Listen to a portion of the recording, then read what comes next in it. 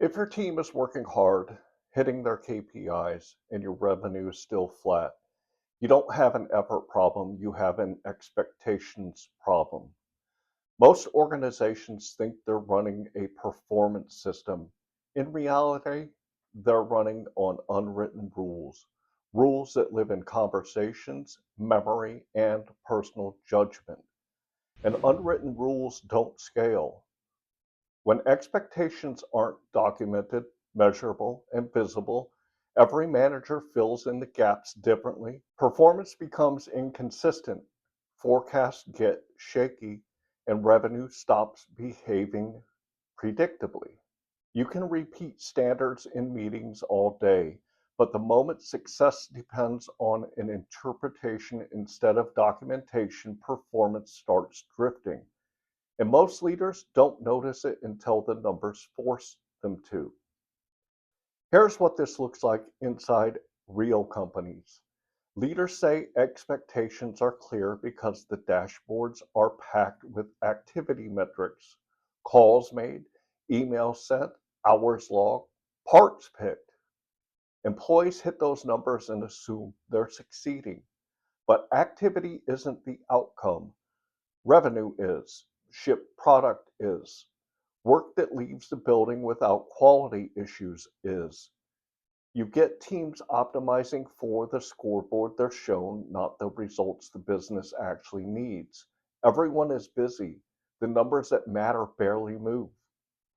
Employees aren't slacking, they're responding rationally to the KPIs in front of them. When those KPIs are disconnected from real outcomes, the company pays for installed revenue, rework, and forecasts that never quite line up with reality.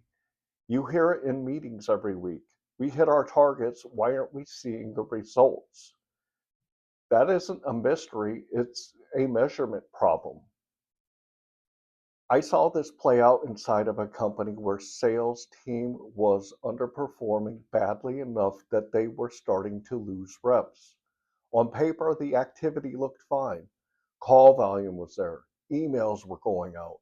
The dashboard said the team was working. But revenue told a different story, and leadership was getting visibly frustrated watching the gap widen. When they looked closer, the problem wasn't effort, it was capability.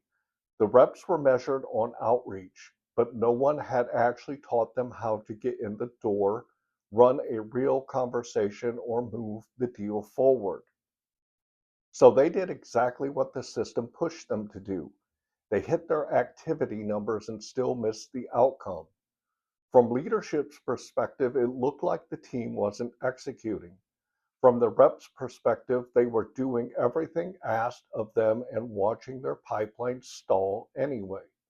Morale dropped, turnover followed, not because the people were weak, but because the system was grading them on motion instead of equipping them for results. Once expectations shifted to real sales outcome, the team was trained on how to achieve them.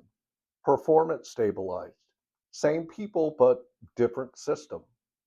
Problems like this don't stay contained in one corner of the business. They spread throughout your systems. You see it in onboarding that teaches new hires to chase the wrong targets. You see it in managers reinforcing different standards for the same role.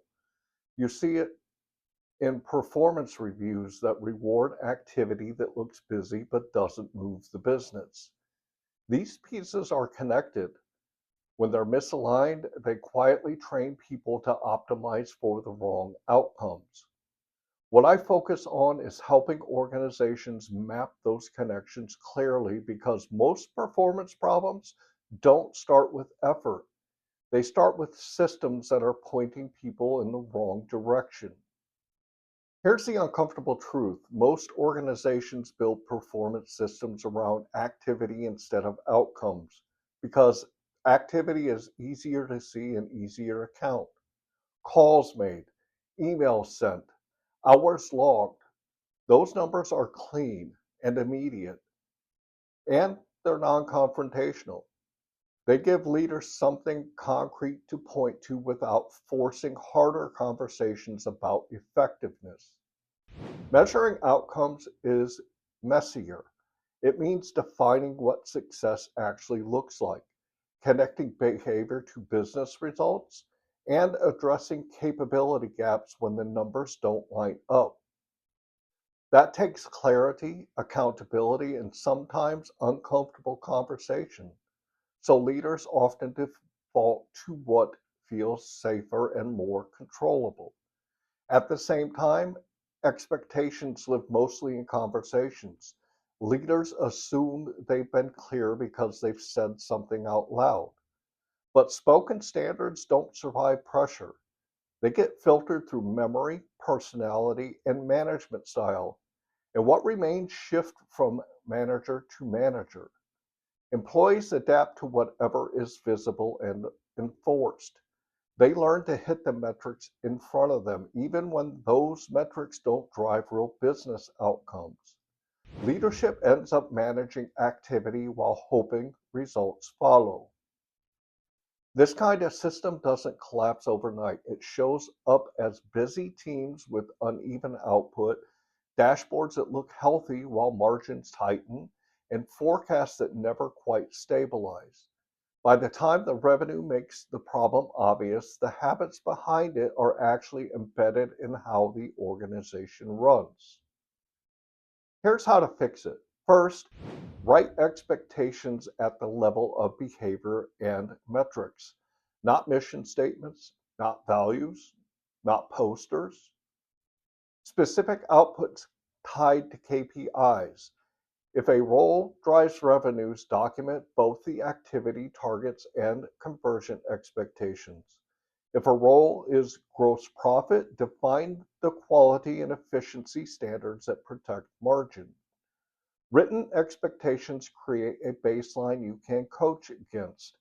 Without that baseline, feedback becomes opinion, and opinion doesn't scale. Second, make expectations visible and revisited. A document buried in a shared drive is theater. Expectations need to show up in onboarding, weekly check ins, and performance reviews.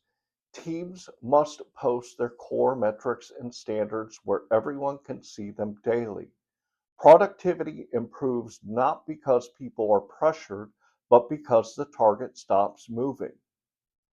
Third, then, audit for consistency across managers. Sit your managers down and ask them to explain what success looks like in the same role. If you get five different answers, you don't have a performance system. You have five personal philosophies competing for control. That kills inconsistency, bleeds trust, and kills predictability in your numbers. Standardize expectations, and it doesn't remove leadership style, it removes randomness. When all three steps are in place, clarity replaces guesswork. Teams know exactly what success looks like, and performance becomes predictable and scalable across your organization. Here's the part most organizations miss. They rush to fix symptoms, new tools, new training, more pressure on the team. But if the underlying expectations are unclear, you're optimizing confusion. You're spending money to accelerate a broken system.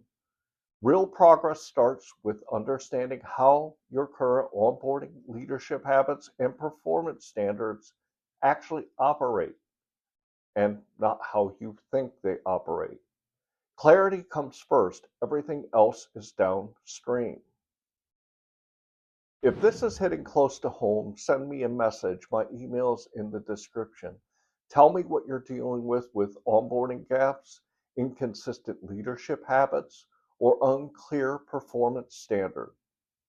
And I'll share practical guidance on exactly where to focus first and what steps are likely to move the needle fastest. Sometimes a clear outside view is all it takes to get the momentum back. Before you move on, sit with this for a second.